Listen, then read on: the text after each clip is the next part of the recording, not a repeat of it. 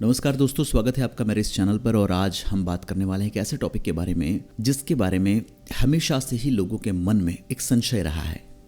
एक कोट से इस बात को शुरू करता हूं और आप पूरी तरह से सहमत होंगे जब मैं अपनी बात को धीरे धीरे आगे बढ़ाऊंगा उस बात से।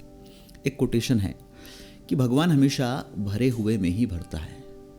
कई जगह आपने ये पढ़ा होगा कि जिसके पास है उसे और ज़्यादा मिलेगा, वो और ज़्यादा समृद्ध होगा, और जिसके पास नहीं है उससे छीन लिया जाएगा। क्या लगता है आपको, जब पहली बार या प्रथम दृष्टया हम इस कोटेशन को सुनते हैं तो ऐसा नहीं लगता कि बहुत ज़्यादा अन्याय इस बात में है? भाई, जिसके पास ऑलरेडी है उसको क्या ज़रूरत है, उसका तो काम वैसे ही हो जाएगा, उसको और अधिक क्यों चाहिए? और जिसे नहीं मिल रहा है, जिसके पास कमी है, कायदे से उसे मिलना चाहिए, उससे और तुम छीनने की बात कर रहे हो। तो जब हम अलग अलग पर्सपेक्टिव से इस बात को सुनते हैं तो हमें ऐसा लगता है कि शायद यहाँ किसी न किसी अन्याय की बात हो रही है, लेकिन हम ये नहीं जान पाते हैं कि यहाँ किस चीज़ को देने की बात हो रही है और किस चीज़ के होने की बात हो रही है। अगर थोड़ा सा सिंप्लीफाई करें इस बात को, और अब मैं इस कोटेशन को एक बार फिर आपके सामने दोहराऊं इस वाक्य के कहने के बाद, तो शायद आप मेरी बात को ज़्यादा बेहतर ढंग से समझ पाएंगे। हमें हमेशा चीज़ों के प्रति कृतज्ञ होना चाहिए। हमें जो कुछ मिला है उसके प्रति हमें शुक्रगुजार होना चाहिए, थैंकफुल होना चाहिए। अगर हम चीज़ों के प्रति थैंकफुल होते हैं तो वो चीज़ें ही हमारी ज़िंदगी में लौट कर आती हैं, और ज़्यादा तरह से लौट कर आती है और बेहतर तरीके से हमें मिलती है। अब एक बार फिर से हम उस सेंटेंस की बात करते हैं कि जिसके पास है उसे और ज़्यादा मिलेगा, और जिसके पास नहीं है उससे छीन लिया जाएगा। आप खुद सोचिए, जब आप चीज़ों को लेकर शुक्रगुजार होते हैं, जब आप आभारी होते हैं कि भगवान, ईश्वर या है यूनिवर्स, मुझे जो आपने दिया है मैं बहुत शुक्रगुजार हूँ आपका, मैं बहुत थैंकफुल हूँ आपका, मैं आभारी हूँ आपका कि कम से कम मेरे पास ये तो है।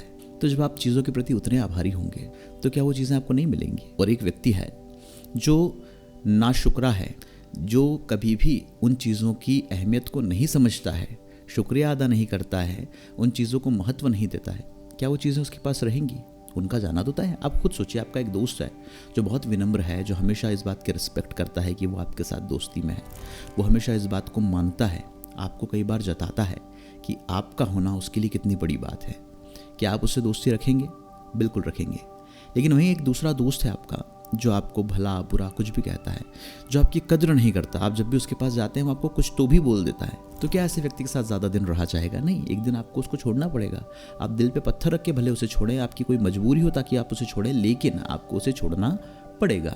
ठीक उसी तरह से कृतज्ञता जो होती है, विनम्रता जो होती है, थैंकफुलनेस जिसे हम कहते हैं, आभार जिसे हम कहते हैं, ये एक जादू की तरह होता है। हम जितना आभार की शक्ति को अपनी ज़िंदगी में महसूस करते हैं, हम जितनी आभार की अपनी ज़िंदगी में प्रैक्टिस करते हैं, हम जितना शुक्रगुजार होते हैं छोटी छोटी चीज़ों के प्रति, उतना ही ज़्यादा हमें ब्रह्मांड, हमारे ईश्वर, हमारे इष्ट, हमारे आराध्य लौटाते हैं। आप देखिए, सारी जो नदियाँ हैं वो आखिरकार जाकर कहाँ मिलती है? वो सारी नदियाँ आखिरकार जाकर समुद्र में मिलती है। कोई नदी कभी रेगिस्तान में कोई नया समुद्र बनाती है क्या? कोई नदी रेगिस्तान के किसी छोटे से कुएं में जाकर गिरती है क्या? कभी नहीं गिरती, क्योंकि समुद्र ही वो रास्ता है जहाँ नदियों को जाकर मिलना है। जबकि समुद्र के पास तो ढेर सारा पानी है, समुद्र को पानी की कोई कमी नहीं है। समुद्र तो चाहे तो ऐसी ढेरों नदियाँ बना सकता है, लेकिन हमेशा नदी समुद्र की तरफ ही झुकेगी। रीज़न, क्योंकि समुद्र का पानी उस पानी को अपनी तरफ आकर्षित कर रहा है। ऐसे ही हम प्रॉस्पेरिटी को, हम सक्सेस को, हम पैसे को, हम स्वास्थ्य को, हम आनंद को, हम रिश्तों को अपनी तरफ आकर्षित करते हैं, लेकिन उसके लिए वो छोटी सी नदी क्या है, या वो छोटी सी नदी का रास्ता क्या है? वो रास्ता है कृतज्ञता, आभार, थैंकफुल। अगर हम आभारी होते हैं चीज़ों के प्रति तो निश्चित रूप से हमें चीज़ें बढ़कर मिलती है। लॉ ऑफ अट्रैक्शन क्या कहता है? लॉ ऑफ अट्रैक्शन में हम हमेशा एक चीज़ का ध्यान रखते हैं, या हम हमेशा उस चीज़ की प्रैक्टिस करते हैं, और वो है थैंक यू। ये हमें बचपन से सिखाया भी जाता है, ये हमारे व्यवहार का एक हिस्सा है। आप खुद ही देखिए ना कि हम जब भी कुछ भी काम करते थे बचपन में, हमें कुछ मिलता था तो हमारे माता पिता हमें क्या सिखाते थे कि बेटा प्लीज़ अंकल को थैंक यू कहो, प्लीज़ पापा को थैंक यू कहो, प्लीज़ मम्मी को थैंक यू कहो, या जो भी XYZ टीचर हैं उन्हें प्लीज़ थैंक यू कहो। और तब से वो हमारे परवरिश का एक हिस्सा बनती है। हम धीरे धीरे ही सही लेकिन शुक्रगुजार होते हैं चीज़ों के प्रति, हम सीखते हैं, थैंक यू बोलना सीखते हैं। और आप देखिए, हम अपने ज़िंदगी में जब उस चीज़ को धारण करते हैं तो हम एक अच्छे इंसान बनते हैं। तो हम एक अच्छे इंसान बनने के साथ साथ जो भी चीज़ें अपनी ज़िंदगी में पाना चाहते हैं वो भी तो हमें थैंकफुलनेस से ही आएगी। तो हमें क्या करना है, हमें आभारी होना है और इसकी रोज़ प्रैक्टिस करनी है। आप जब उठें एक अच्छे मन के साथ सबसे पहले ईश्वर का स्मरण करें, ईश्वर को थैंक यू बोलें कि है ईश्वर, आज का दिन दिखाया, आज की सुबह में मैं पहली सांस ले रहा हूँ, ये सिर्फ और सिर्फ आपके कारण है। मैं आपका आभारी हूँ। मैं अपनी आंखों से देख पा रहा हूँ, मैं अपने मुंह से बोल पा रहा हूँ, कानों से सुन पा रहा हूँ, मेरी ज्ञानेंद्रियाँ काम कर रही हैं। मैं आपका आभारी हूँ। मैं चल सकता हूँ, दौड़ सकता हूँ, मैं एक बेहतर स्वास्थ्य की तरफ आगे बढ़ रहा हूँ, मैं दुनिया के सबसे स्वस्थ शरीरों में से एक हूँ। हे ईश्वर, इसके लिए मैं आपका आभारी हूँ। हे ईश्वर, आपने मुझे जीवन में इतना सारा प्रेम दिया, आपने मुझे जीवन में इतनी सारी खुशियाँ दी, इतने सारे रिश्ते दिए, उसके लिए मैं आपका आभारी हूँ। हे ईश्वर, आज मैं जहाँ भी हूँ, जिस भी पद पर हूँ, जिस भी स्थान पर हूँ, जो भी मेरे पास है, उससे मेरा जो जीवन आगे बढ़ रहा है, मैं उसके लिए आपका आभारी हूँ। हे ईश्वर, मैं आपका आभारी हूँ दुनिया की उन तमाम सारी नियामतों के लिए जो मुझे अपनी ज़िंदगी में हासिल हुई है, और मुझे विश्वास है कि मुझे ज़िंदगी में जो हासिल करना है वो भी मुझे आपकी कृपा से, आपकी प्रेरणा से, आपके सहयोग से मिलेगा। इसलिए मैं हमेशा आपका आभारी हूँ।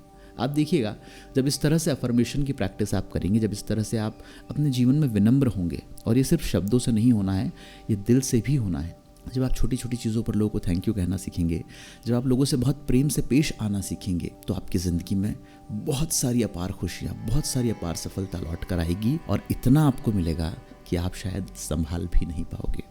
लॉ ऑफ अट्रैक्शन का सबसे पहला सिद्धांत है कि हमें चीज़ों के प्रति शुक्रगुजार होना चाहिए, हमें बहुत साफ दिल होना चाहिए, हमें बहुत नेक दिल बनना पड़ेगा, और फिर हम अपनी ज़िंदगी में वो चमत्कार होता हुआ देखेंगे जिस चमत्कार की हम अपेक्षा करते हैं।